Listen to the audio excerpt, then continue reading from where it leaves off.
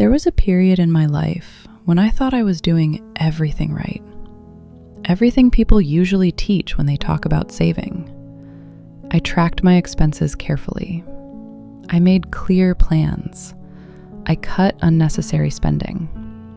And on the outside, it looked like I was disciplined. But inside, I still felt tired. Not tired because I did not have enough money, but tired because every time I looked at the goal ahead, it felt so far away. So far that I could not tell whether I was actually moving forward or just running in place. I think anyone who has ever set a long-term financial goal would understand that feeling. The present may not be terrible. You may still be able to pay for your life. You may still manage the things in front of you. But the future feels unclear, too far, too vague, and sometimes so heavy that you almost want to give up. What pulled me out of that state was not a book. It was not a new financial method.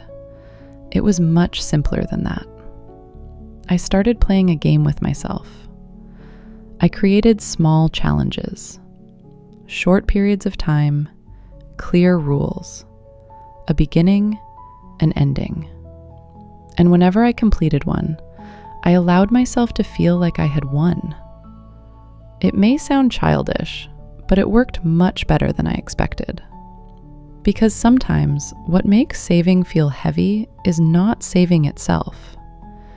It is the feeling that it has no clear end, no small victory, no moment where you can say, I did it. So I stopped staring only at the final destination, and I began dividing the journey into smaller levels. The first challenge I tried was going 1 month without buying new groceries. When people heard that, they immediately asked, then what would you eat? And honestly, I asked myself the same thing. But when I started checking my kitchen cabinets, my refrigerator, and my freezer, I discovered a slightly embarrassing truth. My home already had enough food to last quite a long time without needing to buy many more things. There was rice, noodles, canned food, frozen meat I could not even remember buying, seasonings I bought because I thought I would need them someday but had never opened, snacks forgotten in the corner of a drawer. There were so many things already sitting in my home, quietly waiting to be used. And yet, I kept buying more. The rule of this challenge was not that I was absolutely forbidden from buying anything. It was not extreme like that. The rule was simple. I could only buy more when I had used up everything of the same kind. If there was still rice, I would not buy more rice. If there was still pasta, I would not buy more pasta. If there were still seasonings, I would not buy another bottle just because it looked useful. But to make that work, I first had to gather everything into groups. Meat in one place, vegetables in one place, staples in one place, seasonings in one place. Only then could I clearly see what I actually had. After 1 month, my food spending dropped noticeably. But what made me happier than the money I saved was the refrigerator. It was clean. I could see every section clearly. I knew exactly what I had. There was no longer that familiar feeling of opening the fridge, standing there, staring at everything, and still not knowing what to cook. That was when I began to understand something. Before, I was not buying more because I lacked food. I was buying more because I did not know what I already had. And I think this happens in many parts of life. Sometimes we do not need more. We just need to see clearly what is already there. The second challenge was a little harder. I could only spend money on one chosen day each week. I chose the weekend. At first, I thought it would be easy, because I already tended to buy things on the weekend anyway. But when I truly started paying attention, I realized something interesting. Every day had a reason to open my wallet. One day, I wanted to order food because I was too tired to cook. Another day, I noticed my skincare product was almost finished. Then suddenly, I remembered that I was missing this thing or that thing. None of those things felt like a big decision. Each time, it was only a small amount of money. But when all those small moments were added together, they were not small at all. The good thing about this challenge was that it forced me to write things down instead of buying immediately. If I wanted to order food, I wrote it on a list and waited until my spending day. If I thought I needed something, I wrote it down. If something suddenly felt urgent, I wrote it down. And many times, before that day arrived, I realized I did not need it anymore. The skincare product that seemed almost empty could still be used for a few more days. The food I wanted to order could be replaced by something I cooked myself. The thing I thought I needed urgently could actually wait. That surprised me, because before this challenge, I thought urgency meant truth. I thought that if I wanted something right now, then it must be necessary. But very often, it was only emotion. It was tiredness. It was boredom. It was convenience.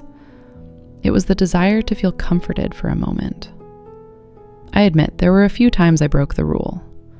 But even during the weeks when I did not do it perfectly, I still spent much less than usual. And more importantly, I learned to pause. That pause changed a lot. Because sometimes, saving begins in the space between wanting something and buying it. The third challenge was cutting one spending category completely for 1 month. Not cutting everything, not turning life into something dry and restrictive. Just choosing one thing I usually spent the most on. Clothes, eating out, coffee, ready-made drinks, household items, or any category that usually made me spend out of habit. And for that month, I would not touch that category at all. I once did this challenge with clothes, and I discovered that I already had enough clothes to wear for a very long time without buying anything new. That month, I did not lack anything.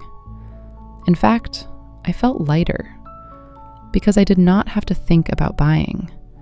I did not have to browse. I did not have to compare. I did not have to wonder whether I should get this one or that one. There was a kind of freedom in not deciding, and that was something I did not expect. Have you ever asked yourself whether you like buying things or whether you actually like using things? Those two sound similar, but they are very different. Many people like the feeling of buying, the new box, the new bag, the excitement of waiting for the package to arrive, the small rush of having something new. But how long the item is actually used is another question. Sometimes what we enjoy is not the object. It is the anticipation, the novelty, the feeling that something in life is changing. But after a few days, the object becomes ordinary. It sits there, and we start wanting something else. 1 month of not buying was enough to show me which side I was really on. Was I buying because I needed to use something? Or was I buying because I liked the feeling of becoming someone new for a moment?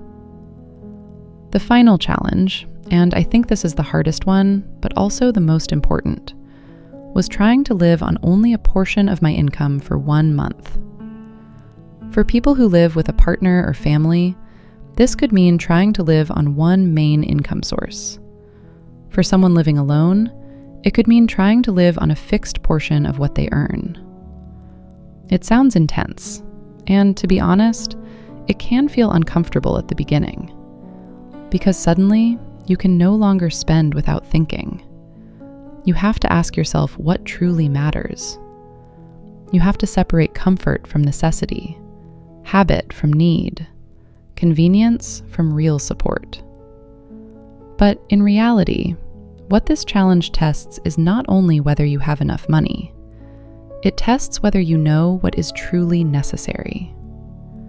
My point of view is this: the scariest thing is not a decrease in income.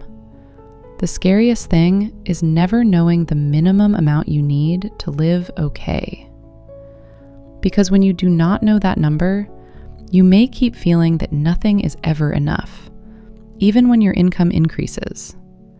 You may keep chasing more work, more money, more effort, more pressure.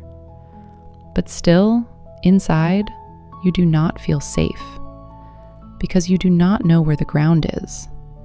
You do not know what your real baseline is. But once you know it, you sleep much better.